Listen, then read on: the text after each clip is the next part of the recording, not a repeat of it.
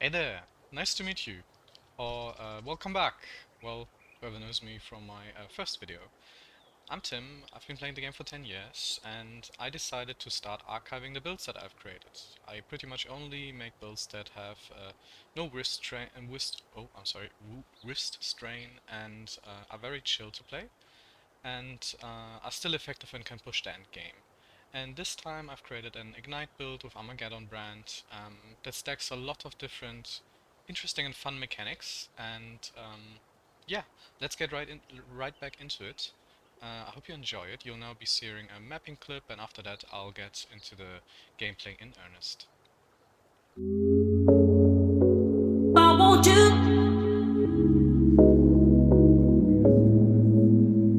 better love.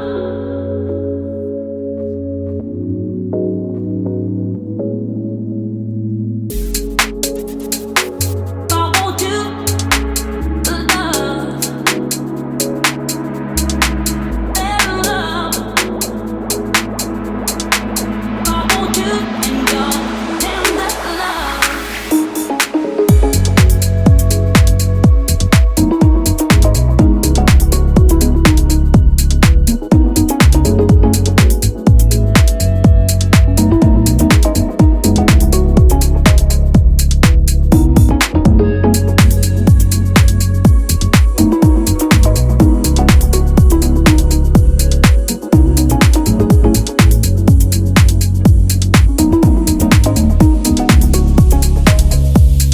We better love. I want you love, better love. I want you. We better love.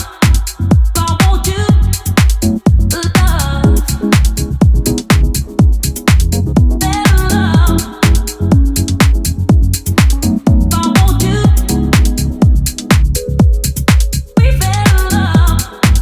I want you love,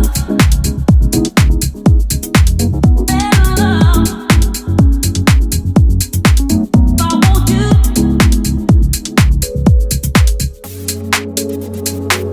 I want you love, better love. I want you and your tender love.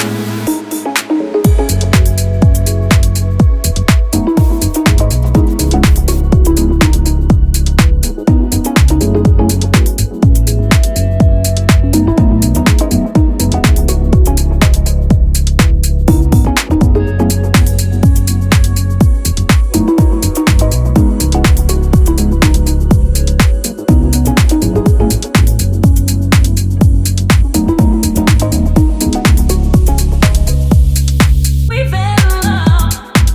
I want you love, better love. I want you. We better love. I want you love, better love. I want you. We better love. I want you.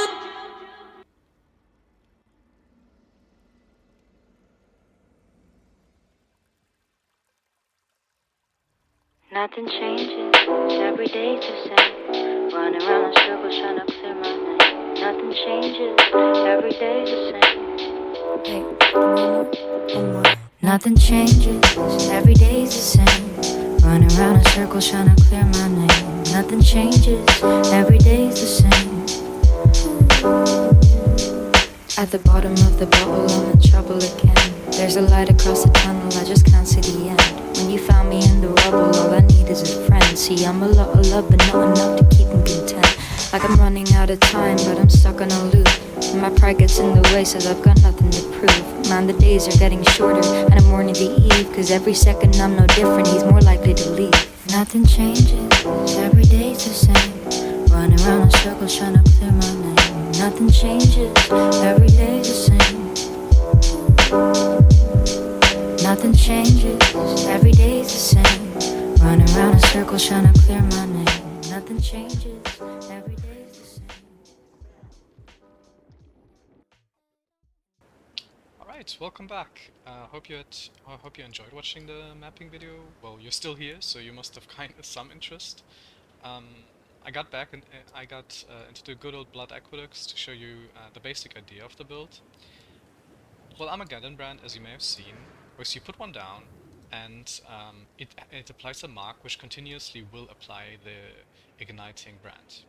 It's pretty chill like this because you can pretty much just keep on running, which is kind of the idea of the build, and everything just dies behind you. So it's pretty chill, but as you've seen in the video, we can also just AFK stand in like lots of mobs and still tank. Though here, let's backtrack. That's what I mean. Everything is dead. This makes for a pretty safe playstyle if you want it to be a pretty safe playstyle. But yeah, let's get into the mechanics, the juice of the build. How do we actually do damage? And let's go into the PoE for that.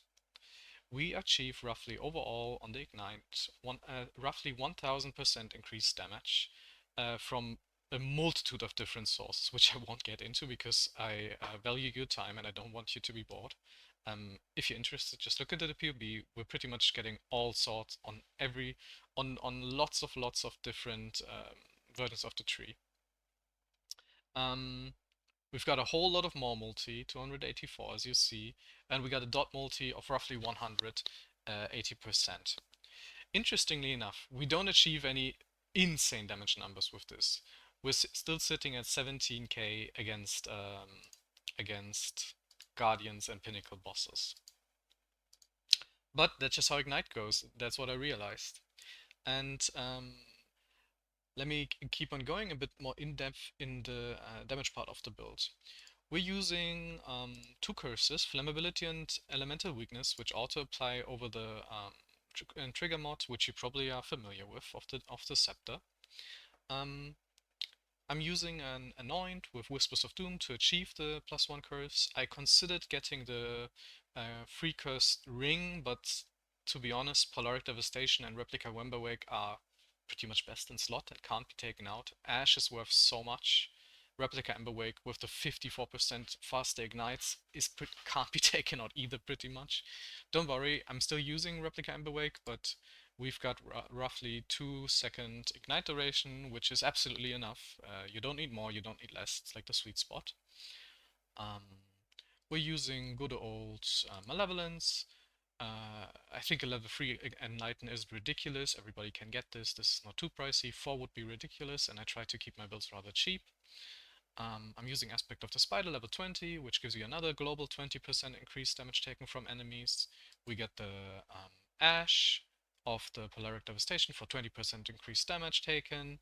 And of course, we got the whole Elementalist damage aspect of Convergence with the 30% more damage taken, with Mastermind of Discord with 25% less resist, and then we got Shape of Flames, which allows all damage to ignite, and if the highest type is fire, you also get 25% more. So Elementalist is pretty much all about scaling up your damage. However, as you've seen, you don't get ridiculously tanky as you would, for example, get with Trickster. You could probably do a lot. To be honest, I do use Shaper of Flames a lot. Let's get a little bit into it. Shaper of Flames, in case you don't know how Ignite works, allows all damage to ignite. And Ignite is only the base hit. The base hit is what you're scaling up. And interestingly enough, this lets all damage ignite. So what you can do, you can actually use your belt slot to increase the damage. You can start using Hypnotic Jewels of all damage sources, and they will all increase your damage, which is pretty nice and a lot of gives you a lot of different scaling avenues. For example, you could also swap out this Viridian Jewel for another Hypnotic Jewel, which gives you a lot more freedom in scaling it up. I'm also using, for example, the fire damage as extra chaos damage, because chaos damage also increases the ignite DPS. The next part how I scale is I'm using a Spiritual Aid. This might sound weird, but Spiritual Aid is actually a pretty interesting way to scale up your ignite damage. All minion oh, sorry. All increases to minion damage also affect you, so also all your fire damage. I figured I would like to create a build that is rather cheap, and instead of like a +2 spell gem jewel and a spell gem scepter, we can get a pretty cheap scepter like this. This cost me roughly like 6 divines, and it achieves the same damage as like a 100 divine scepter if using it like this. You get the annoyed minion damage, and you can simply use minion damage essences, deafenings, and achieve the 94, and simply look for fire dot. And once you have that, you just craft the rest, and you've got your scepter going. I really like this. I'm also using a cheap Dark Seer with global 2+2 to all spell gems, because it increases the base DPS, and Armageddon brand scales with the base, and you also get lots of life from this. And also, the enemies take Malediction, in case you didn't know. I mean, it's been removed from the game on the witch. Makes the enemies take 10% increased damage and deal 10% reduced damage. So the build overall takes a lot of cheap options and a lot of novel ways to scale. However, another reason I take the minion damage notable is I'm using minions in the build. But let's get back into that once I'm finished with the mechanics of the build. Let's get into the defenses of the build. As you can see, it's a 5k hit pool, which is not insane. Most elementalists tend to use Bastion of Elements to increase the hit pool by quite a lot, but I don't, because I feel if you play like me and you just AFK run into the enemies, Bastion of Elements pretty much doesn't bring anything. It's good against bosses, but it only recharges after a 4-second delay of not taking any damage, which will pretty much not happen while mapping. Instead, I intended to go for Leech of the Primordial. I'll show you in a second why. We're using like 51% evade, 20 block, so only every 4th attack actually hits us. We are crit immune of Brass Dome, and we are curse immune because we got perma consecrated ground, which I'll tell you in a second how we do this. We achieve this with the minions, and we also use Soul of Yugal, which gives us another 30% reduced effect of curses on you. We're also using Flesh and Stone, which is a new aura, which is very, very strong. We take 21% less damage from enemies in an aura. So you probably see where this is going. We're using Flesh and Stone, we're using the Dark Seer for less damage taken from nearby enemies. So we try to reach all these novel ways to reduce the damage taken. Of course, and I also opted for Steel Skin in the automation. Oh, I didn't tap this because I didn't want to inflate the PoB, which would also give you like a lot more effective hit pool, but you know how it be, it isn't always up, you know? It's up like 50% of the time, and I don't want to push up the build. And it's just stacked with automation, so we get this like every 2 to 3 seconds. We're element immune, but honestly it's nothing special. We're using the good old, you know how it be, Storm Shroud, and then you simply get the boots with the avoid being shocked, and then you get another source of avoid being shocked, usually on one hypnotic jewel like this one. So you get like the some life and avoid being shocked, and boom, we're element immune. All right. So much for the defenses. The recovery, we're using Defiance of Destiny. With Defiance of Destiny, you know how this works. You get hit, you get a lot of regen. On top of this, we combine the recover when you use a flask, 4%, with the when hit by an enemy. So this ends up being we get hit, the flask reaches charges, and we keep regenerating life. It's like a budget Pathfinder option. So we get this. We get Defiance of Destiny, and we got Devouring Diadem, which every 5 seconds pretty much leeches up half our HP as well. On top of this, I've got the regen on the flask. We achieve like roughly 12% regen on the build, I think, and 50% of damage taken is leeched. So this is our recovery. Lots of different sources, which ends up giving us a pretty good recovery overall. Okay, But so much for now. We've went through the offense, the defense, the recovery. Let's get into the interesting and novel part. Let's get into the minions. You might have noticed that I've got a lot of minions running around with me, and you'd be like, "That's stop the cap, stop the cap." You're probably thinking that, they die. But you'll be surprised, they don't die. And let me explain how. We're using a lot of different ways to achieve this. First up, let's go into the gem links. I'm using an Empower 4 to get up the Race Spectre and get up the Animate Guardian. You can theoretically get minion life. I opted for the Empower. Actually, I slotted it in because I had to scale up the Race Spectre to above 25, so you get 3 Spectres. For the Animate Guardian, it doesn't really change too much. We're combining this with Meat Shield because it's pretty novel when they taunt the bosses, which actually work. Well, only some bosses can be taunted, but it works every once in a while on strong rares and stuff, where the Spectres and the AGs start tanking everything for you. The Spectres that we're using is... let me unsocket it real quick.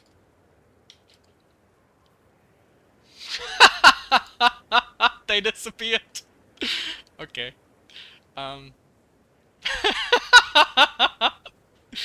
I'll be back in a second. Alright, we're back. One divine shorter, and yeah. Well, it's funny, they don't die in maps, but I guess they can die to ourselves. You know what happened? Devouring Diadem actually triggered and ate the corpses. But don't worry, Devouring Diadem doesn't trigger when you're actually in hideout. But let's get into it. This actually might be easier for you to follow now. So we're using 3 Spectres. First off, Perfect Warlord. It's really nice because it gives you and your minions endurance charges, which have been buffed. 12% less physical and less elemental damage taken to you and your minions is actually very strong. Also, vitality, of like roughly 200 life regen is also pretty useful. It just works. You can theoretically swap this with like the They of Toll, which also works out. I'm using Perfect Forest Warrior for Onslaught. This gives you like an Onslaught aura, so 20% increased move speed, which is just great quality of life, and also Culling Strike, which is pretty nice to have. And then last off, we got the Perfect Guardian Turtle, which gives the free determination aura and the 5% physical damage reduction. Overall, this is like another 25% physical damage reduction. I know they're very slow. Like the Guardian Turtle, you're like, Tim, that's cap. Because the Guardian Turtle usually is loading a long time and stuff. But, as you'll see, we learned from our mistakes, they won't be eaten again. Let's go back in. I'll show you. With the Convocation, actually with Automation, having such a high cooldown, just look how often Convocation triggers. While we're running, pretty much Convocation always triggers, and if we just stand and cast every once in a while, the minions will pretty much be almost always near us, because it just triggers so often. You know? So those are the Spectres we're using, and now I'll show you how what items the AG is using. I've put this in here because lots of people asked for it. I've made this myself. So this is a new AG creation, it's honestly, in my opinion, interestingly and very overpowered. So what we do is this. We're using a budget version of AG that is very, very strong.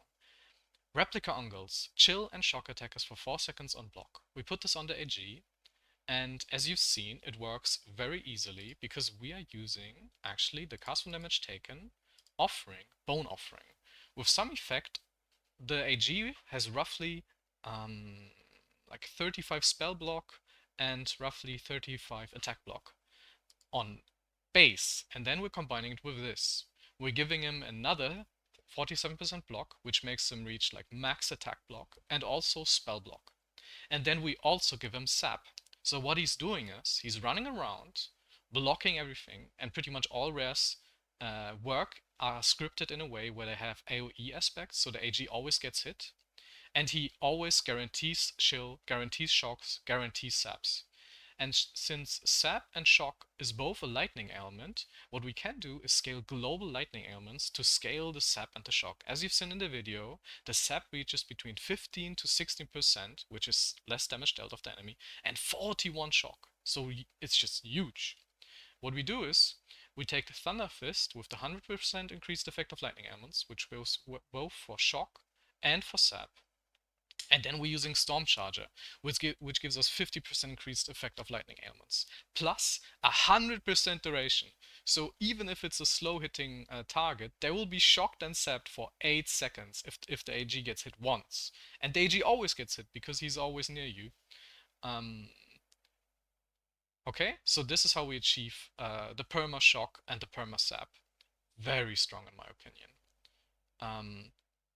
You could theoretically drop the replica angles because you can achieve shock on block as a shaper mod. But if you want that and you also want chance to block spell damage, you'll be spending easily 5 divines, maybe more, on crafting it. And I wanted to keep this low budget. Okay, what else do we do? We're using Eye of Malice. In case you didn't know, it's like a calculation. So if the enemy has negative fire res, it actually gets reduced by a further 50%. So how this works is, I'm sorry, let's go and type this in. So let's say the enemy has minus 50 fire res. This gets multiplied by 0.5. And then he has minus 25 fire res. And since we've got all these different things I told you about with the huge exposure, I think it's kind of hard to find the reduced resistance, but safe to say the resistance of the, let me just show you. We're using elemental weakness, flammability, as I've said, and then we're also using the exposure of gloves combined with this exposure. Safe to say the enemy will have like roughly minus 50%, like minus 100 resistance, but the boss has a plus of 50, so overall 50. So the helmet on the AG makes it so that it goes down to minus 100% resistance. Very strong. By the way, we also, as you see, has increased effect of shock because it's a unique and you can easily get this. It's pretty cheap, and I hope it stays cheap after this video. What else? We're using this. You probably never see this. It's ridiculously strong. You have consecrated ground around you while stationary. Lingers for 1 second. You usually get these for 1 divine, like somebody tries to elevate a mod and then these are like the leftover, and it's actually funny because people don't use these. Let me show you. Look at the consecrated ground. Look how often I have this. Boom. It's like an 80% uptime on the consecrated ground while I'm running. Let me tell you how it works. It's a little bit bugged. Every single time you convocate, the AG gets stationary for 1 second. So consecrated ground triggers. So you keep running around, consecrated ground triggers on you, and it lasts a second, which gives you effectively perma consecrated ground uptime. And you know what's funny? It doesn't only work on you, it works on all your minions and the AG himself, effectively giving you lots of regen on all your minions. Okay. This is getting a bit long, I know, but that's just the tech. So, as we see right now, every single one of our minions has a consecrated ground, so 5% regen. Okay?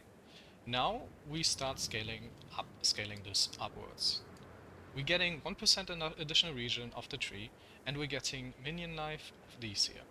Then we're also starting to get tattoos with minions have increased max life, as you see, lots of them. Early league, they're very, very cheap. How do we achieve this? We're now using this Supreme Ostentation. So this means no attributes are required in our build. So we can use every single travel node for every single thing that we want to. So we can get increased fire damage, we can get increased minion damage, we can get res to pop up our res. A very nice combo. And how else do we combo this? If you use for it right, look what it also gives me. Minions deal 80% increased damage. Minions deal 80% increased damage, which both affects us with Spiritual Aid. And what do? Minions have 80% increased maximum life, so our minions are tankier. You know, so this is a huge value how we scale the build. Plus, we can actually get the Mana Mastery as well, for free pretty much. You can get these for very cheap These are not pricey. You can get one for like 1 divines because there's so many combinations. So you see we're using hardly any points and we get so much. So our minions have like roughly 160% increased max life, roughly 7% regen, and what I also have is, because we convocate all the time, they don't get hit. You know what I mean? So let's say somebody focuses them, and they just convocate all the time. So the aggro gets reapplied to every single one of them. Okay, the AG also doesn't die, by the way, because as you've seen, he has 75% block, like 10% regen. That means he doesn't take damage, you know what I mean? The only thing that can kill him will be poison, if like lots of poisons stack. This is how you can pretty much run minions on every single build that is not a summoner, actually. I hope this doesn't get nerfed, to be honest, because I love minions and that's how I made it work. Okay, let's go for the last part, which I wanted to get into. We got into the minions, where they're tanky, the specters. Of course, the specters also get the, as I've said, the endurance charges, AoE. And now the last part. We're using Summon Golem of Safeguarding. You've probably seen this before, you probably tried to make it work and it didn't work. As you see, 33% of melee damage is taken from your stolen golem's life before you. This usually means we get hit, 33% gets taken by the golem. That means we take only like 2/3 of the damage of melee, which makes you pretty much, I don't know, it makes you so tanky. And you know what's interesting? It's balanced because it has a 15 second cooldown internally, if you look at this a little bit. And it also has 50 less max life. But you know what's funny? If we use this notable, it overrides the cooldown. And it also gives you another one, which gives you almost like 75% uptime if you're in a very juiced map. So because you have two of them, they take all the damage for you, then they die, and then they just respawn. You know what I mean? You have two, they respawn, they constantly take damage for you. So it's another nice avenue for you to scale just tankiness. Okay, I think these are pretty much the mechanics. And yeah, let's get into the last part of the video. Okay, this is the ending of the video. I know it's been nice. This is pretty much. I mean, I told you about the goal of the build, for it to be chill. It has a lot of interesting mechanics, lots of ways to scale Ignite, while also only using one button. Of course, you can use Wall Grace every once in a while if you feel like it, like a panic button. I tend to do it in very dangerous maps, but I still consider it a one-button build. It's pretty cheap overall, it doesn't have any insane items, and you can probably do this for like 20 divines. If you swap out if you move towards the build, if you want to achieve more damage, you can use it like this. Let's say in bossing scenarios, you can use the volatility, because it has more base damage than the Brand of Recall. Brand of Recall is pretty much meant for Ignite as an alt gem, and volatility is even stronger, but it only triggers once.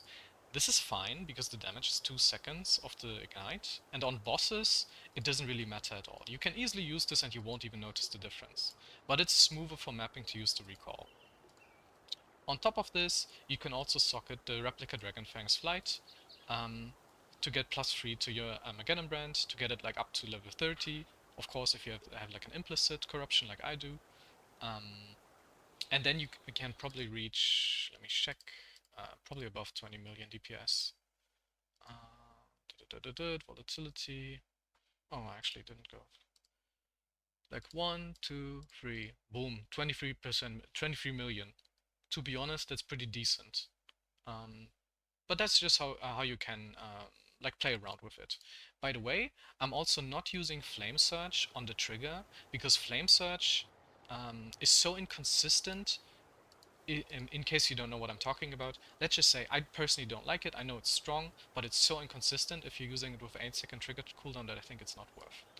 Okay, so much for this. By the way, if you are using Hexbloom, which is really nice for tech coverage, your PC will start lagging out like crazy on juiced maps. So you can try it out. I have got it in a PoE. Test it out how you like it yourself. And I'm also recommending Headhunter on this build. It's very cheap these days and it's lots of fun. That's it, pretty much. Thank you for your time. maybe try it out, maybe not. I hope maybe you learned something, especially about the minion part, about how to scale fire DPS. I had I had a lot of fun, and this is just a build that I like to do when I want to do some chill endgame mapping. I hope you have a great day, maybe a good league start, and yeah, I wish you a good day.